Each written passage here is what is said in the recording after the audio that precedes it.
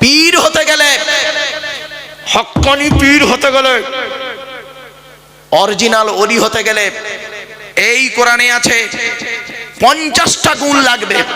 কটা কটা কটা? 50টা গুণ থাকতে হবে, তবে তিনি হাক্কানি পীর।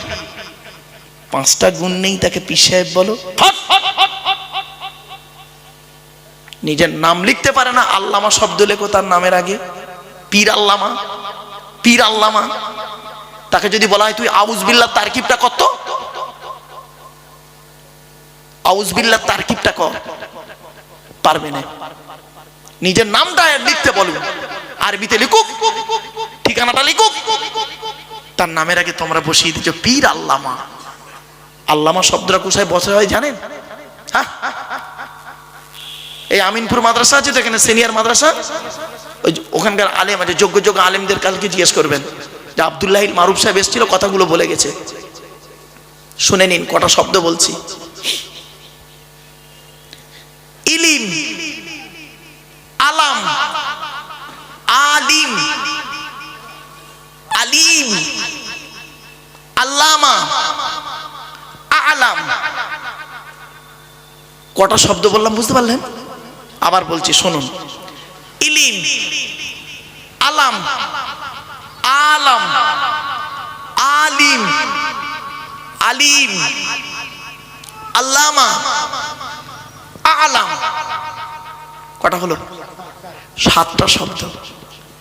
ইলিম মানে জ্ঞান, আলাম মানে পতাকা, চিহ্ন, আলাম মানে পতাকা। আলাম আইনে টান দিলে আলাম মানে হচ্ছে জগৎ। আলহামদুলিল্লাহ রাব্বিল আলামিন নয়, আলামিন,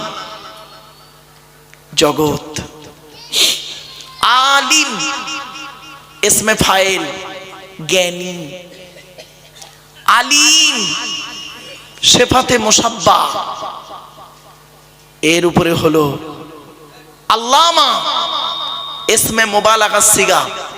আল্লামা মানে হলো অধিক জ্ঞানী। অধিক জ্ঞানী লোককে বলা হয় আল্লামা। অধিক জ্ঞানী কাকে বলে জানেন? অধিক জ্ঞানী, অধিক জ্ঞানী লোককে বলা হয় আল্লামা। আর সব থেকে জ্ঞানী যে, তার উপরে আর কারোর জ্ঞান নেই, তাকে বলে আলাম ইসমে তাফজিল। বাবা, যাকে তাকে আল্লামা বলে দিলে কবরে ঢোকো। তারও উচিত, তোমাকে আল্লামা বলছে, পীর আল্লামা মুখ করে তাকবীর দিচ্ছে, তিনিও বলল না বাবা তুমি আমাকে আল্লামা বলো না বাপ, আমি আল্লামার যোগ্য নই, এটা বলার ক্ষমতা হলো না। চলুন আরেকটা বলি। বড় পীর আব্দুল কাদের জিলানী রহমাতুল্লাহ নাম শুনেছেন? উনি বলছেন কমসে কম 3টে কেতাবের জ্ঞান যার থাকবে, সেই লোকটা ওয়াজ করার যোগ্য ব্যক্তি। কটা কেতাব? 1 নাম্বার তাফসীরের কেতাব, তাফসীরে জালালাইন। পড়ার যোগ্যতা যেন থাকে, পড়ানোর যোগ্যতা থাকে। কি বললাম? পড়তে পারে, পড়াতে পারে। মিশকাত শরীফ হাদিসের কেতাব, পড়তে পারে, পড়াতে পারে। ফিকহের কেতাব, মাসলা মাসাইলের কেতাব, পড়তে পারে, পড়াতে পারে। সেই লোকটা ওয়াজ করার যোগ্যতা রাখে। মিশকাত শরীফ সামনে খুলে দিলে কোন দিক থেকে পড়তে হয় ঠিক মতো জানে না গো বাপ। এই জন্য আপনাদের বলি, মাইকের সামনে এসে কিছু বলে দেবার নাম বক্তা নয়। 3টে জিনিস কোনোদিন ব্যাকে আসে না, সব সময় সামনের দিকে যায়। 1 নাম্বার, ধনুক থেকে তীরটা বের হয়ে যায় গেলে ওটা আর কোনোদিন ব্যাকে আসে না। 2 নাম্বার, দেহ থেকে আত্মাটা বের হয়ে গেলে ওটা আর পৃথিবীতে রিটার্ন দেওয়া হয় না। 3 নাম্বার, জবান থেকে কথা বের হয়ে গেলে ওটা আর কোনোদিন ব্যাকে আসে না। 1 ঘন্টা ওয়াজ করতে গেলে 3 ঘন্টা বই পড়তে হবে। 3 ঘন্টা বই পড়তে হবে 1 ঘন্টা ওয়াজ করতে গেলে। আপনি ভাবলেন, এত সহজ মনে করলেন ওয়াজটাকে? এই কোরআন হলো পৃথিবীর শ্রেষ্ঠ কিতাব, আমার হাতেই রয়েছে। এই কোরআনকে নিয়ে সারা বিশ্ব গবেষণা করছে। America, London, France, Britain, Japan, Jordan, জার্মানির ঠান্ডা করে বসে বসে কোরআন কিনে। বিদ্যাসাগর, রবীন্দ্রনাথ ঠাকুর, আচার্য জগদীশ চন্দ্র বসু, ফ্রান্সিস বেক, উইলিয়ামস কিপমুর, Williams Harvey, Thomas, George Bernard, এরা কোরআন কিনে গবেষণা করলো। আর আমরা কিছু মৌলবি, সকলে নয়, আমরা কিছু মৌলবি, আমরা কিছু মৌলবি কোরআনটাকে নিয়ে কি করলাম জানেন? শুনে নিন। তেল পড়া, পানি পড়া, ওয়াজ করা, খতম পড়া, তাবিজ মরা, ঘর বন্ধ করা, আর নিজেদের মধ্যে মারামারি করা। কিরকম মারামারি? গোল টুপি, লম্বা টুপি, চেরা জামা, ফাড়া জামা, তবলিগ, ফুরফুরা, বেরেলি, ওয়াহাবি, জামাতে ইসলামী, আহলে হাদিস, বুকে হাত বাঁধা, নাভির নিচে হাত বাঁধা, জোরে আমিন বলা, আস্তে আমিন বলা, কিয়াম করা না করা, মোনাজাত করা না করা, ওর বলে কাফের, ওর বলে কাফের, এ এলে ও বক্তা আসে না, আর ও বক্তা এলে ও বক্তা আসে না। ওরে মূর্খ, এলেম থাকতে হয়, পড়াশোনা করতে হয়। এক কোরআন, এক নবী মুহাম্মদ সাল্লাল্লাহু আলাইহি সাল্লাম, ইসলাম একটাই ধর্ম, ঠিক না বেঠিক? তুমি একটা কাফেরের সঙ্গে বসে, একটা মুশরিকের সঙ্গে বসে, একটা মুনাফিকের সঙ্গে বসে চা খেতে পারো, একজন যোগ্য আলেমের সঙ্গে ওয়াজ করতে পারো না। তোমাকে আলেম বলাটাই হচ্ছে তুমি সমাজের নিকৃষ্ট মাল। তুমি সমাজের সব থেকে নিকৃষ্ট মাল হলে তুমি, তোমার যোগ্যতা নেই। তুমি একজন মুনাফিকের সঙ্গে বসে চা খেতে পারো, একটা মুশরিকের সঙ্গে বসে তুমি আলোচনা করতে পারো এক টেবিলে, আর এক আলেমের সঙ্গে তুমি, যোগ্য আলেমের সঙ্গে তুমি ওয়াজ করতে পারো না। তুমি হলে আলেম জগতের সব থেকে নিকৃষ্ট লোক তুমি। সাহাবীদের মধ্যে এমন কোন ঘটনা দেখাতে পারবেন না, আমি অন ক্যামেরায় বলছি, যে আবু বকর সিদ্দিক রাদিয়াল্লাহু তাআলা আনহু ওয়াজ করছেন, মানুষকে উপদেশ দিচ্ছেন, সেখানে হযরত ওমর বলেছেন উনি গেলে আমি যাব না। তুমি সাহাবীদের থেকে বড় হয়ে গেছো বুঝি?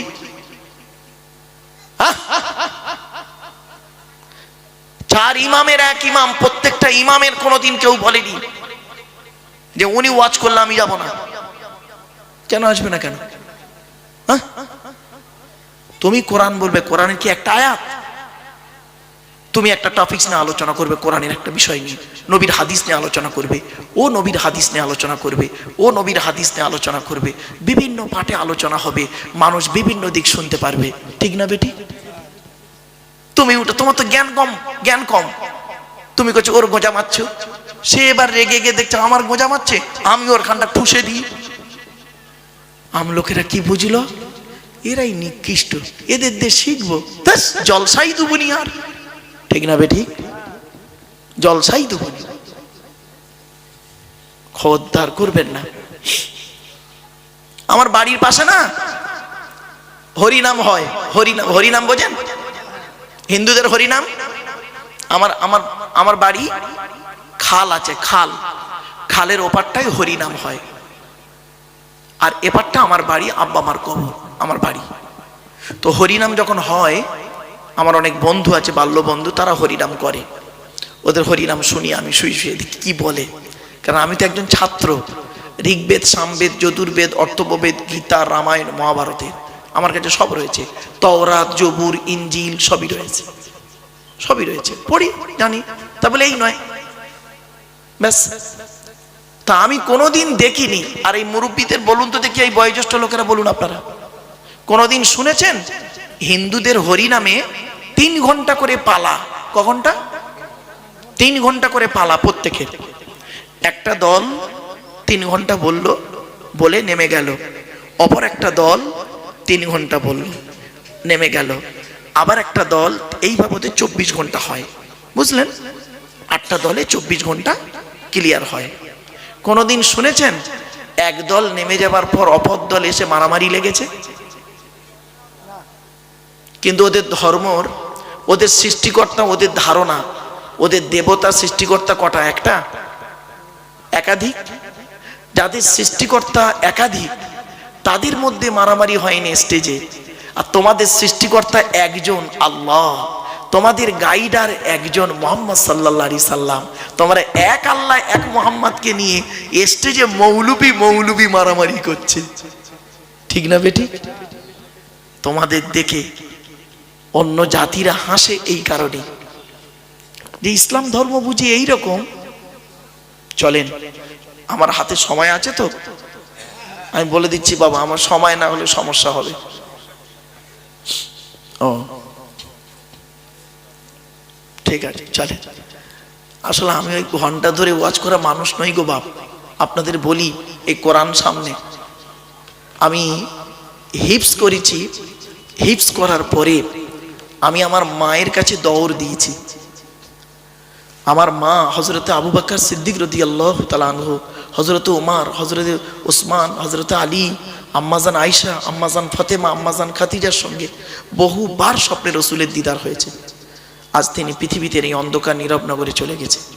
যাওয়ার সময় আমাকে বলে গিয়েছিলেন, আব্বা আমি যেদিন ওয়াজ করতে শুরু করি বাপ, বলেছিলেন আব্বা তুমি আমার একটি মাত্র সন্তান, আমার 4 বোন 1 ভাই আমি। বলেছিলেন আব্বা তুমি আমার সঙ্গে ওয়াদা করো দুটো জিনিসের। কি? এই দুটো জিনিসের ওয়াদা তোমাকে করতে হবে। কি ওয়াদা? 1 নাম্বার, যতদিন তুমি ওয়াজ করবে বেওয়াজুতে কোনোদিন ওয়াজ করতে পারবে না। তাই এই 31 বছর জলসা জীবনে আমি বাবা কোনোদিন বেওয়াজুতে ওয়াজ করি নাই আজ পর্যন্ত। যত কষ্ট হোক, গায়ে প্রচন্ড জ্বর, প্রচন্ড গায়ে জ্বর, শীতকাল, অজু করছি। সভাপতি সাহেব আমাকে বলছে, তার অজু নেই, সভাপতি সাহেব আমার পেশাব ফিরে এসে আমাকে বলছে চলুন হুজুর স্টেজে যাই। আমি ভাই আমি অজু করে নিই। বলছে বেওজুতে ওয়াজ চলে তো, চলুন না। বলছে না ভাই এটা আমি পারবো না, আমি করিনি বাপ। 1 নাম্বার। আর 2 নাম্বার আমি করিনি। আমার মা বলেছিল আব্বা তুমি আমার সঙ্গে ওয়াদা করো ঘন্টা ধরে ওয়াজ করতে পারবে না, ঘন্টা ধরে। বললাম কেন? বলছে, আমি বললাম মা কমিটির তো একটা ঘন্টা থাকে, 8টা 10টা 10টা 12টা ঘন্টা থাকে না, একটা নির্ধারিত টাইম থাকে। বলছে ওটা কমিটির সঙ্গে, আল্লাহর সঙ্গে নয়। কিরকম? বলছে ধরো তোমাকে জলসা কমিটি বললো তোমার টাইম 9টা থেকে 11টা, 2 ঘন্টা। তুমি 2 ঘন্টা স্টেজে উঠে শুধু কোরআনের আয়াত বলেছো আর হাদিস বলেছো, একটা শব্দ তুমি বাজে কথা বলোনি, খালি কোরআন বলেছো হাদিস বলেছো, কোরআন বলেছো হাদিস বলেছো, 2 ঘন্টা। একটা লোক হেদায়েত হয় না, একটা লোক হেদায়েত হয়। কিন্তু আধা ঘন্টা বেশি বলেছো, ওই আধা ঘন্টার ভিতরে আল্লাহ তোমার জবান থেকে এমন কিছু বাক্য বের করিয়ে নিয়েছে যে বাক্যটা 10 জন মানুষের মাথায় লেগেছে, ও সেইটা বুঝে আমল করা শুরু করেছে। কিয়ামতের মাঠে ওর ওসিলায় জান্নাত পেয়েছে, তুমিও হতভাগা ওই ওসিলায় জান্নাত পাবে। কিছু বুঝতে পারছেন বাবা? এজন্য আমি কোনোদিন আজ পর্যন্ত আমি 3 ঘন্টা 4 ঘন্টা 5 ঘন্টা বকা মানুষ। এই উত্তর 24 পরগনায় ইসলামিয়া হোটেল আছে না বারাসাতে, হ্যাঁ, ওই এই চাপাঢালির মোড়ে ওই ইসলামিয়া হোটেলের মালিক, ওর বাড়িতে গিয়েছিলাম। ওনার বাড়িতে গিয়ে 5 ঘন্টা 10 মিনিট ওয়াজ করেছি আমি। জানে লোক, ও সকলেই জানে আমি ঘন্টা ধরে ওয়াজ করতে পারিনি বাপ। কেন করিনি?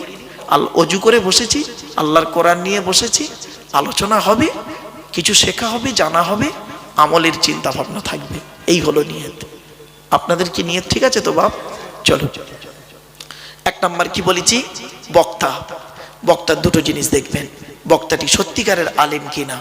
বক্তাটির শুধু আলেম হলে হবে না, বক্তাটির আমল আছে কিনা, আমল আছে কিনা।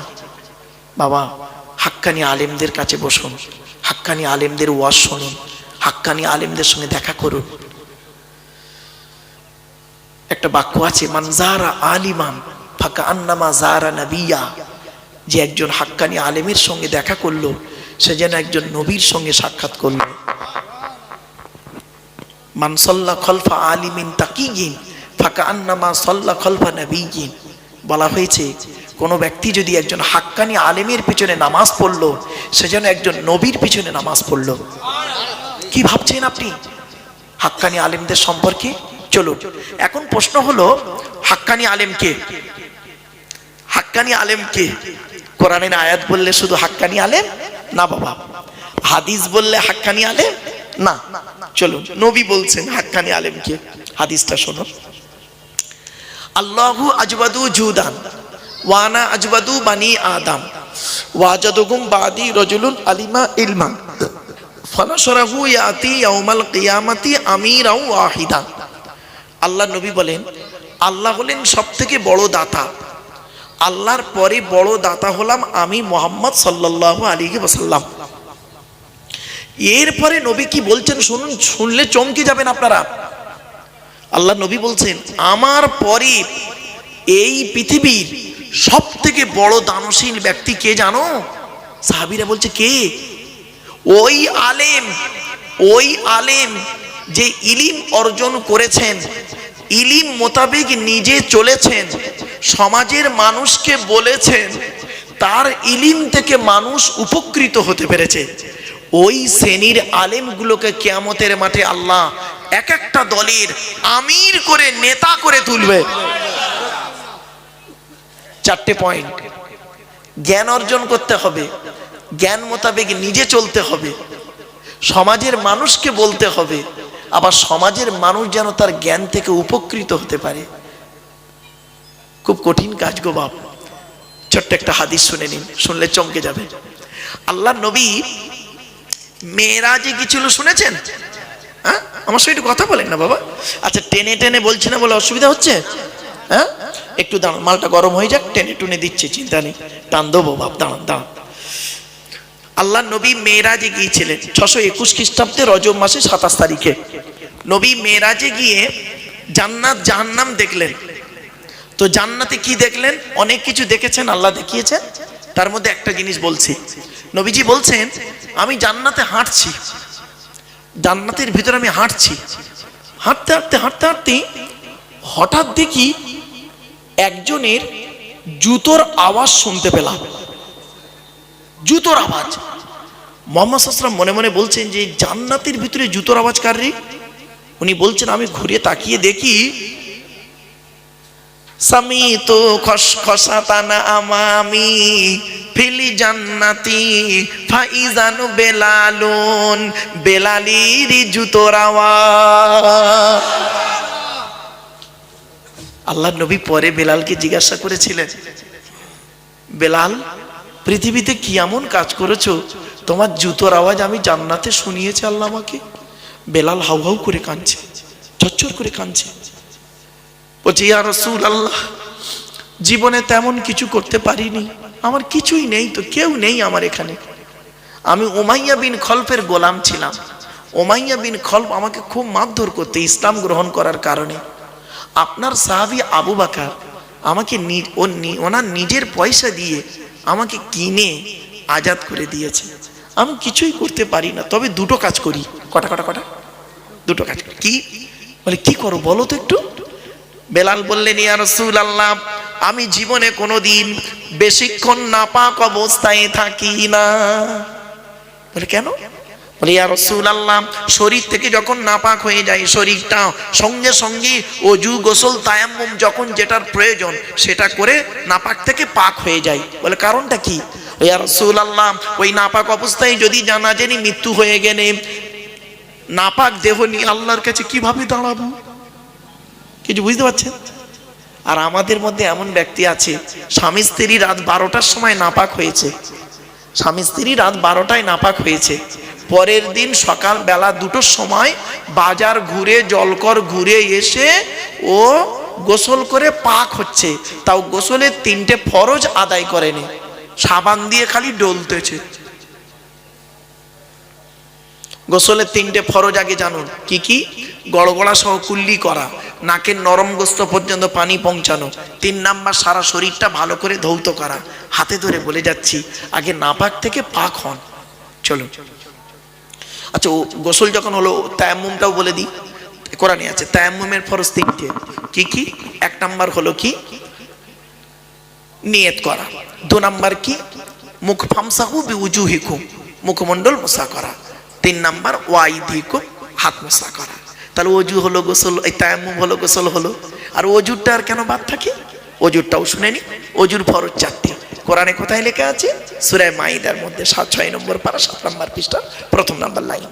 হে ঈমানদার বান্দাগণ, ইজা কুমতুম ইলাস সালাত, তোমরা যখন নামাজে দাঁড়াবে, ফাগসিলু ওযুহাকুম, তোমরা তোমাদের মুখমণ্ডল ভালো করে ধৌত করবেন। বাপেরা একটু ভালো করে শুনে নিন, দেখে নিন, শিখে নিন, বুঝে নিন, জেনে নিন। আমার বাক্যগুলো মনে রাখবেন। দেখে নিন, শিখে নিন, বুঝে নিন, জেনে নিন। এই কথাগুলোর গুরুত্ব আছে কিন্তু। মুখমণ্ডল কতদূর ধৌত করবেন দেখে নিন। এই চুলের গোড়া থেকে নিয়ে থুতনি পর্যন্ত, এ কানের লতিকা থেকে নিয়ে অপর কানের লতিকা পর্যন্ত ভালো করে ধৌত করবেন। যাদের ঘন দাড়ি আছে একটু খেলাল করে নেবেন। লোমের গোড়া যদি শুকনো থাকে অজু হবে না, ওই অজুতে নামাজ পড়লে কবুল হবে না। আমাদের অজু হলো 2 রকমের। করকম 2 রকম। একটা হলো শীতকালে অজু, একটা গরমকালে অজু। গরমকালে অজু করতে গিয়ে কল আর মোটে ছাড়ছে না, ঠিক না বেটি? আর শীতকালে কলের ধারে থাকতেও চায় না। বাবা বাড়ি থেকে ভাববেন, কথাগুলো বাস্তব বললাম। চলো এবার আসছি। এবারে নবীজি বেলালকে বললেন, আর একটা কি করো? বলছে 1 নাম্বার নাপাক থেকে পাক হয়ে যাই। বলে আর একটা কি করো? ইয়া রাসূলুল্লাহ, শরীরটা যখন পাক হয়ে যায়, মসজিদে নববীতে ঢুকে 2 রাকাত তাহাজ্জুদুল ওযুর নামাজ আদায় করি। তো ভালো। নবীজিকে এবার জাহান্নাম দেখানো হচ্ছে। জাহান্নাম। তো জাহান্নামের দরজা খোলা হয়েছে। জাহান্নামের দরজার কাছে 19 জন ফেরেশতা আছে। কটা? 19টা ফেরেশতা। বাপ, আমি যে তাফসীরটা লিখছি, আমার লেখা তাফসীরের নাম হলো তাফসীরে আবু বকর সিদ্দিক। তো ওই তাফসীরে সূরা তাহরিমের 6 নম্বর আয়াতের তাফসীর করতে গিয়ে অনেক আলোচনা করা আছে। 19 জন ফেরেশতা আছে জাহান্নামের গেটে। তো এবারে করেছে কি, জাহান্নামের গেটটা খোলা হয়েছে। খুলতে নবীজি দেখতে পাচ্ছেন জাহান্নামের গেটেই নবীজি দেখতে পাচ্ছেন যুবক আর যুবতীদের লজ্জাস্থান থেকে পূজার রক্ত বেরোচ্ছে, পূজার রক্ত। আর তারা খুব চিৎকার করছে। আল্লাহ নবী পাশে জিবরাইলকে বললেন, মান হাউলাগি আখি জিবরাইল, ও ভাই জিবরাইল, এরা কারা? জিবরাইল বললেন, হাউলাগি উম্মাতুকা ইয়া রাসূলুল্লাহ, এরা হলো সব আপনার উম্মত। নবীজি চমকে গেলেন, আমার উম্মত? এদের এরকম শাস্তি হচ্ছে কেন? এরা কারা? জিবরাইল বললেন, আজ্জুনাত, এরা হলো ব্যভিচারকারী নারী আর পুরুষ, পৃথিবীতে জেনা করে বেড়াতো। বাবাজি এখন দাড়িটা পেকে গেছে, 60 বছর বয়স হয়ে গেছে, মনে করেছেন অনেকবার হজ করেছেন, ওমরা করেছেন, তাহাজ্জুদ পড়েন, মনে করলেন ভালো হয়ে গেলেন। একবার অতীতের কথা খেয়াল করুন তো। যখন আমরা বয়স 20 বছর ছিল, এই এলাকার কোনো মেয়েকে আপনি তো ভালো রাখেননি, এখন ফেরেশতা মার্কা হয়ে গেছেন। অতীতের কথা খেয়াল করে চোখের পানি ফেলুন। এই যে কষ্ট করে বসে আছেন কজন, নবীজি কি বলছেন শোনো, 3 ব্যক্তির চোখ জাহান্নামের আগুন হারাম, জাহান্নামায় যাবে না 3টে চোখ। কে? হরিবাতিন নারু আলা সালাসাতে আয়ুনিন। 1 নাম্বার হলো আইনুন বাকাত মিন খশিয়াতিল্লাহ, যে চোখটা নাকি নিজের পাপের কথা খেয়াল করে চোখের পানি ফেলে, ওই চোখ কোনোদিন জাহান্নামায় যাবে না। 2 নাম্বার আইনুন সাহারাত ফি সাবিলিল্লাহ, যে চোখটা নাকি রাত্রি জেগে আল্লাহর কোরআন হাদিসের কথা শুনে ইবাদতে কাটিয়ে দেয়। আপনি বেকার বসে আছেন, কি ভাবলেন? 3 নাম্বার চোখটা হলো আইনুন গদ্দাত আম্মাহারিমিল্লাহ, খারাপ জিনিস থেকে যে চোখটা ফিরিয়ে আনে, ওই চোখ কোনোদিন জাহান্নামায় যাবে না। কিছু বুঝতে পারছেন? চলো, এরপরে নবীজি বললেন, জাহান্নামের আরেকটু দূরে আমি তাকালাম, তাকিয়ে দেখছি কিছু মানুষের, শুনে নিন, কিছু মানুষের জিভগুলো টেনে ধরে ফেরেশতারা এই জিভগুলো টেনে ধরে আগুনের কাঁচি দিয়ে খালি কাটছে। জিভগুলো টেনে ধরে আগুনের কাঁচি দিয়ে কি করছে? কাটছে। আর ওরা খুব চিৎকার করছে। নবীজি বললেন, ও ভাই জিবরাইল, ওরা কারা? ওদের জিভগুলো টেনে ধরে আগুনের কাঁচি দিয়ে ফেরেশতারা কাটে কেন? ওরা কারা? জিবরাইল বললেন, ইয়া রাসূলুল্লাহ, এরা হলো আপনার উম্মত। বলে, আমার উম্মত? জিবরাইলকে বললেন, ও ভাই জিবরাইল, আমার উম্মতের মধ্যে কোন শ্রেণীর লোক একটু বলুন। আল্লাহর ফেরেশতা জিবরাইল বললেন, ইয়া রাসূলুল্লাহ, ইয়া হাবিবাল্লাহ, হুজুর, আপনার উম্মতের ভিতরে এরা হলো কিছু আলেম আর বক্তা। কিছু আলেম আর বক্তা, কিছু আলেম আর বক্তা। নবীজি বললেন, আমি তো পৃথিবীতে বলে এসেছিলাম, আল উলামা ওয়ারাসাতুল আম্বিয়া, উলামারা হলো, আলেমরা হলো নবীদের উত্তরাধিকারী।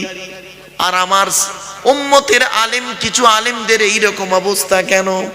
তখন জিবরাইল বললেন, ইয়া রাসূলুল্লাহ, এরা হলো ওই শ্রেণীর আলেম, এরা লোককে হেদায়েতের কথা বলতো, এরা লোককে বলতো নামাজ পড়ো, রোজা রাখো, এরা লোককে বলতো বাম্মার সেবা যত্ন করো, এরা লোককে বলতো চরিত্রটা ঠিক রাখো। ও নিজেই কিন্তু ওই কাজ থেকে ভুলে থাকতো। আতা আমরুনান নাসা বিল বিররি ওয়া তানসাউনা আনফুসাকুম ওয়া আনতুম তাতলুনাল কিতাব আফালা তাকিলুন। 1 নম্বর পারা 5 নম্বর পৃষ্ঠার 8 নম্বর লাইন, সূরার নাম সূরা বাকারার মধ্যে আল্লাহ বলে দিলেন, তোমরা মানুষদেরকে ভালো কাজের আদেশ করো, নিজেরাই ভালো কাজ থেকে ভুলে থাকো। ওয়া আনতুম তাতলুনাল কিতাব, তোমরা কি কিতাব পড়ো না? আফালা তাকিলুন, তোমাদের কি কোনো জ্ঞান গম্য নাই? জ্ঞান নেই? অনেক ডিগ্রি আছে, জ্ঞান নেই মানে অনেক ডিগ্রি অর্জন করেছি। আল্লাহ বলে, আব্দুল্লাহ গিল মারুফ, তোর ডিগ্রির কোনো মূল্য নেই। আমি আল্লাহ করেছি কি? আমি তো কোরআনে বলে দিয়েছি কি, ইয়া আইয়ুহাল্লাযীনা আমানু লিমা তাকুলুনা মা লা তাফআলুন। 28 নম্বর পারা 10 নম্বর পৃষ্ঠার 12 নম্বর লাইন, সূরার নাম সূরা সফের 2 নম্বর আয়াত। হে ঈমানদার বান্দাগণ, ওগুলি কেন লোককে বলিস যেগুলি তোরা নিজেরা করিস না? কাবুরা মাকতান ইনদাল্লাহ, আল্লাহর কাছে অপছন্দনীয় জিনিস ওই সমস্ত। আনতাকুলু, তোরা লোককে বলে বলে বেড়াস, মালা তাফআলুন, যেগুলি তোরা নিজেরা করিস না। কি ভাবছেন আপনারা তো বেঁচে যাবেন, পেটাই খাবো তো? বক্তারা ধরবে তো আমাদের। কিরে, খুব তো ওয়াজ করতি, খুব তো হেদায়েতের বাণী আমিনপুরে বসে দিচ্ছিলিস, হ্যাঁ? কোরআনের ওই আয়াতটা তোর মনে ছিল না? কোন আয়াত? কোন আয়াত শুনুন, ইয়া আইয়ুহাল্লাযীনা আমানু কু আনফুসাকুম ওয়া আহলিকুম নারা ওয়াকুদুহান নাসু ওয়াল হিজারাতু আলাইহা মালাইকাতুন গিলাযুন শিদাদুন লা ইয়াসুনাল্লাহা মা আমারহুম ওয়া ইয়াফআলুনা মা ইউমারুন। 28 নম্বর পারার 19 নম্বর পৃষ্ঠার 13 নম্বর লাইন, সূরার নাম সূরা তাহরিমের 6 নম্বর আয়াত। আল্লাহ বলছে, আমি বলিনি।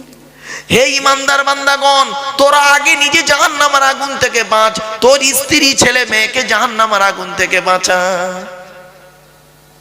বাবাজি, আমি পীর সাহেব, মলি সাহেব, বক্তা সাহেব আপনাদেরকে ওয়াজ করছি মধুর টানি, ভালো ভালো কথাগুলো বলছি। আমি বললাম কি, আদ-দায়ুসু লা ইয়াদখুলুল জান্নাহ, দায়ুস ব্যক্তি কোনোদিন জান্নাতে যেতে পারবে না। তোমরা তোমাদের স্ত্রীদেরকে পর্দার মধ্যে রাখো, আর আমি আমার বউকে নিয়ে চিড়িয়াখানা, ভিক্টোরিয়া, জাদুঘর, তারামণ্ডল, ইকোপার, নিকোপার, শুধু তাই নয়, এতায় ওতায় করে বেপর্দাভাবে ঘুরে বেড়াই। হয়েছে বাবা? চলো ওই মাঠে দেখা হবে, ওই মাঠে। কোন মাঠে? কোন মাঠে? জোরে বলুন, কোন মাঠে? কোরআন বলছে কোন মাঠে দেখি? ইয়াউমা ইয়াজমাউকুম লিয়াউমিল জামঈ যালিকা ইয়াউমুত তাগাবুন। 28 নম্বর পারা 16 নম্বর পৃষ্ঠার প্রথম নম্বর লাইন, সূরার নাম সূরা তাগাবুনের 9 নম্বর আয়াত। হার জিতের মাঠ, হার জিতের মাঠ, ওই মাঠে দেখা হবে আপনাদের সঙ্গে আমার, চিন্তা নেই। চলো এবার আসছি আরেকটা আয়াত। আল্লাহ বলছে আব্দুল্লাহ কিল মারুফ, তোর জ্ঞান দিলাম, তুই জ্ঞান মোতাবেক কাজ করলি না তো, তাহলে তোর অবস্থা কি হবে শোন। ওয়ালাকাদ যারানা লিজাহান্নামা কাসীরাম মিনাল জিন্নি ওয়াল ইনসি লাহুম কুলুবুল লা ইয়াফকাহুনা বিহা ওয়া লাহুম আয়ুনুন লা ইউবসিরুনা বিহা ওয়া লাহুম আযানুন লা ইয়াসমাউনা বিহা উলাইকা কাল আনআম বাল হুম আযাল উলাইকা হুমুল গাফিলুন। 9 নম্বর পারা 13 নম্বর পৃষ্ঠার প্রথম নম্বর লাইন, সূরার নাম সূরা আরাফের মধ্যে আল্লাহ বলে দিলেন, আমি আল্লাহ জিন আর ইনসানের জন্য জাহান্নাম তৈরি করেছি। কাদের জন্য জাহান্নাম জানিয়েছি? লাহুম কুলুবুল লা ইয়াফকাহুনা বিহা, আমি আল্লাহ যাদের বোঝার জন্য হৃদয় দিয়েছি তারা বুঝেও না বোঝার ভান করে চলে। ওয়ালাকুম আয়ুনুন লা ইউবসিরুনা বিহা, দেখার জন্য চোখ দান করেছি, নেমান নাইটা দেখে কোনো প্রতিবাদ করে না। ওয়ালাকুম আযানুন লা ইয়াসমাউনা বিহা, তাদের শোনার জন্য কান দান করেছি, শুনেও না শোনার ভান করে চলে। ওরে ওরা মানুষ নয়, উলাইকা কালান আম, ওরা হলো চতুষ্পদ জন্তুর নেই। বালুহুম আদল, বরং তার থেকেও নিকৃষ্ট। বাবাজি বাড়ি থেকে ভাববেন। চলো একটা একটা করে বলার সুযোগ দিন। তো 1 নাম্বার হলো বক্তা। শুধু একটা শব্দ নিয়ে একটু আলোচনা করে ফেললাম, একে নেগেটিভ ভাবে নেবেন না কেউ কিন্তু, হ্যাঁ আগেই বলে দিচ্ছি। হয়তো অনেকে ভাবছেন নেগেটিভ, খবরদার নয়, আমি বাস্তব কথাটাই তুলে ধরলাম। কারণ আগে আমাকে দিয়ে ওয়াজটা শুরু হোক, যেহেতু আমাকে ডেকেছেন আপনারা, আগে আমার দিয়ে ওয়াজ শুরু হোক। চলো।